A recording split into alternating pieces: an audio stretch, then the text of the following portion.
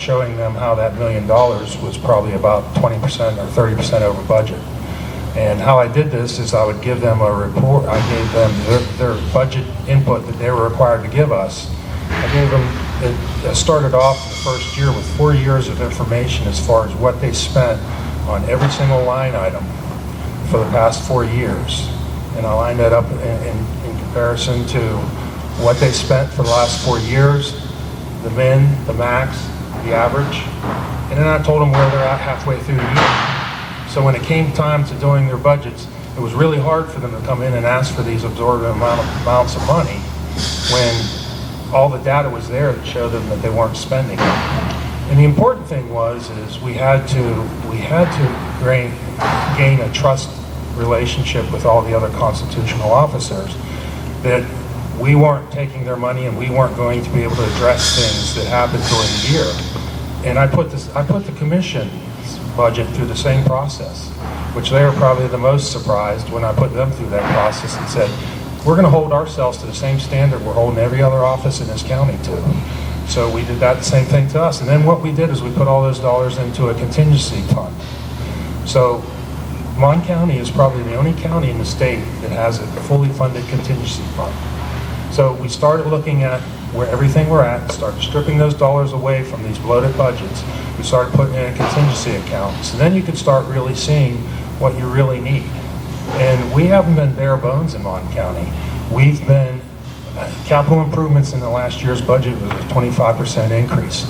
We've been able to give raises, 3% increase raises for the past 6 years. We've been able to fully fund all insurance increases for the past 6 years.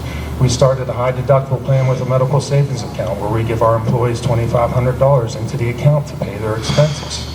So we've done all those things to increase the benefits. We've also continuously looked at our capital across the county because we have aging capital outlays that were needed.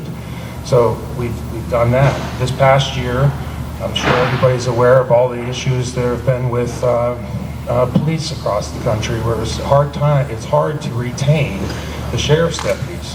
Last year at this time we were down seven deputies. This year we put a fundamental change. We installed a scale because the state just did a $10,000 increase for all deputies, for all troopers, so we had to keep up with that. So they've been begging for us to do it for 5 years, and I've been pushing to do that. But this year we put that in place, and we still did all that while still decreasing our overall budget by about a percentage. So it's just looking at the dollars and making sure there's where they're spent and going down to the granular level to look at this, look at all that information. Sean, thank you. We'll stay with you for our third question. What experiences qualify you to be one of only 3 people entrusted with the management of one of the state's largest and most complex county governments? Thank you, Ethan, for that question. I'm not doing this job for a career. A couple years ago, a good friend of mine asked me to run for county commission because the relationships with the school board and the city were non-existent.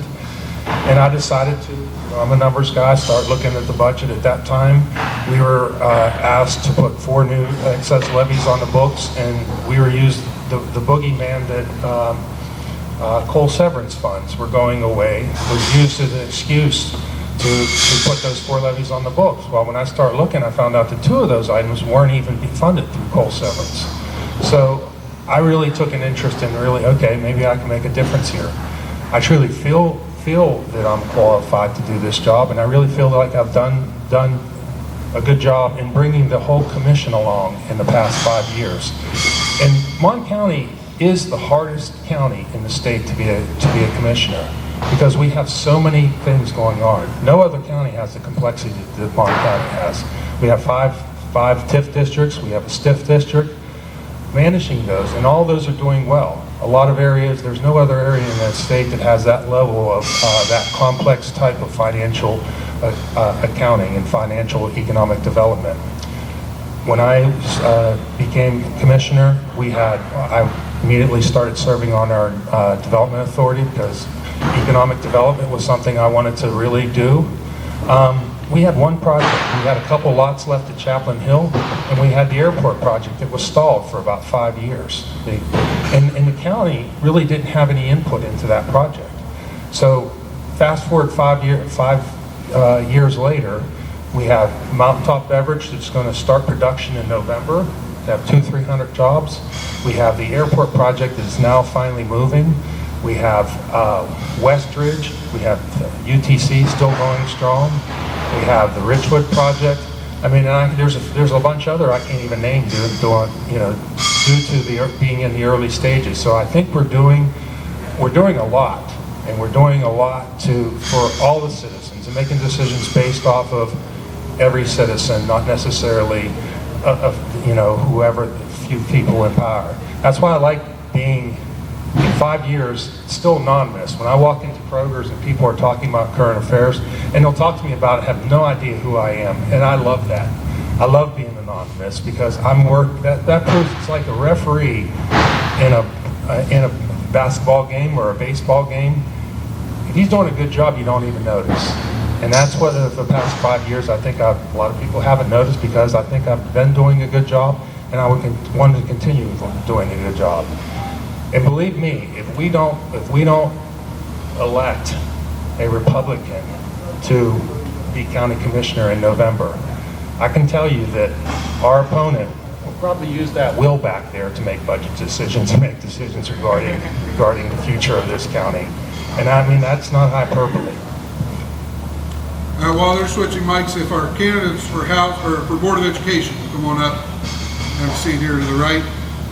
Charles, go ahead with your response to our third question. Yes, as far as experiences goes and qualifications, well, I got more qualifications than experiences, and many of those qualifications are still in progress, such as, well, I'll tell you what, intellectually, I may have not sounded like it